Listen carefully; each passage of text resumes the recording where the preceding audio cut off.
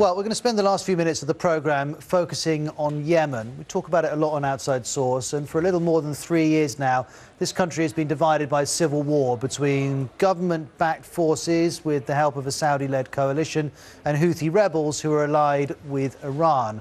It's become the world's worst humanitarian crisis, according to the UN. For example, 1 child dies every 10 minutes from preventable diseases. Around 8 million people are on the brink of starvation, and it's estimated that 3/4 of the population is in need of humanitarian aid. Well, our correspondent Orla Guerin, along with cameraman Anthony Clifford, managed to get to southern Yemen, and they've met some of those who are suffering. This is what childhood looks like in Yemen, if you live long enough. Many don't. Ramzi is now growing up a nomad thanks to the war. He arrived at this camp in Hodeidah province a month ago and says it's very tiring. Ramzi spends his days collecting water. He says he misses his home and his toys. He had to leave them behind when his town was shelled by Houthi fighters. At 11 years old, he's the man of the family. His home is a bare tent where his mother, Aziza, has only her children and her grief. She tells me Ramzi's father was killed 18 months ago, collateral damage in a Saudi airstrike. When my husband was killed, we were not able to see his body. We only saw pieces, and we couldn't tell it was him. That was worse than the news of his death. Well, Orla has also spoken to the exiled president of Yemen. No, things are not in a stalemate.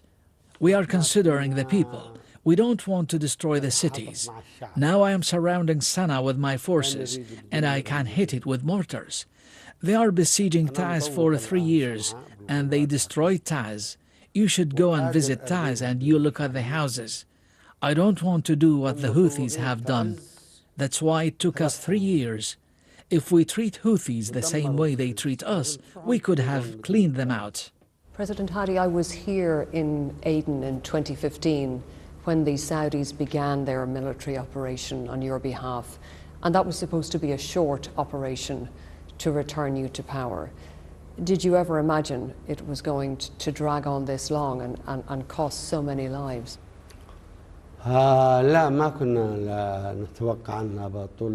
No, I didn't expect it would take this long because we didn't realize the Iranian interest in supporting the Houthis to this extent. So if it's only the Houthis who are fighting, the war would finish as quickly as possible. How much practical support do you believe the Iranians are giving to the Houthis in terms of weapons, in terms of arms?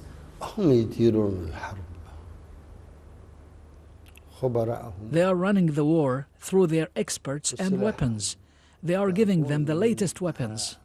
Given that the United Nations has said that the majority of civilian casualties here were caused by airstrikes by the Saudi-led coalition, have you ever regretted the decision to bring them into this conflict? I don't regret it at all.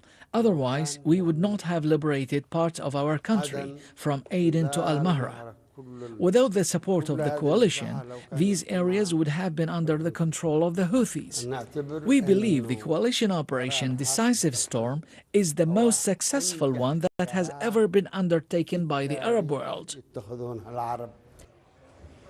Well, Orla Guerin is here in the BBC newsroom for a few days, and she joined me earlier on the Outside Source set and wanted to learn more details of that trip she made to Yemen. It's one of the hardest places to try and report from, and that's been the case since the conflict escalated back in March of 2015. We have managed to go in, both myself and other BBC teams, but it's incredibly difficult every time. You never know you're actually going to report from Yemen until you're standing there. You can make all the plans, all the arrangements, get all the visas and the permissions, and you can get stopped at the very last minute, and that's happened to us twice. Last year, for example, we were due to fly into the capital Sana'a, which is in rebel hands. The Saudis control the airspace. They grounded a UN aid flight to stop us getting in, and we were unable to fly. We found a way in by boat. So there are ways that you can try and get there, but it's a very long process, and you're never sure until you arrive. I've been to Aden now 3 times. That was our most recent trip. The first 2 occasions we had to take a boat from Djibouti. That's about 15 to 20 hours at sea.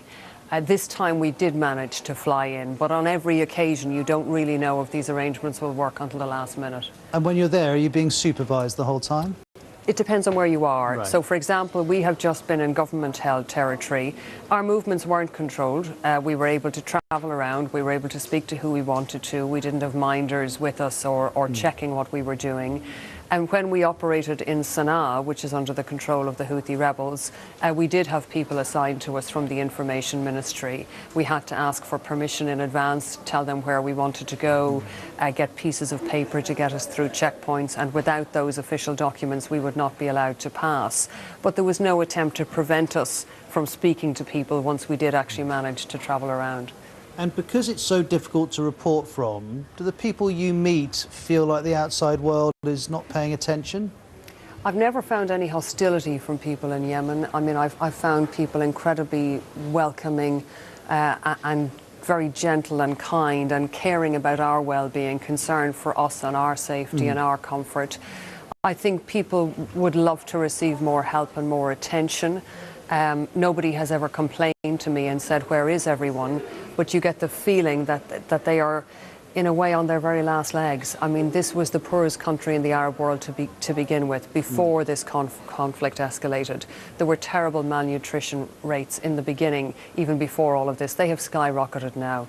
So there is a real sense now, as one official has put it, of Yemen being a minute to midnight. And as bad as things are, you know, the UN says now 8 million are a step away from famine.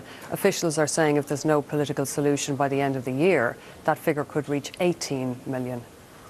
Thanks, Orla. If you want much more information on the situation in Yemen, you can find that online from BBC News. Okay, that's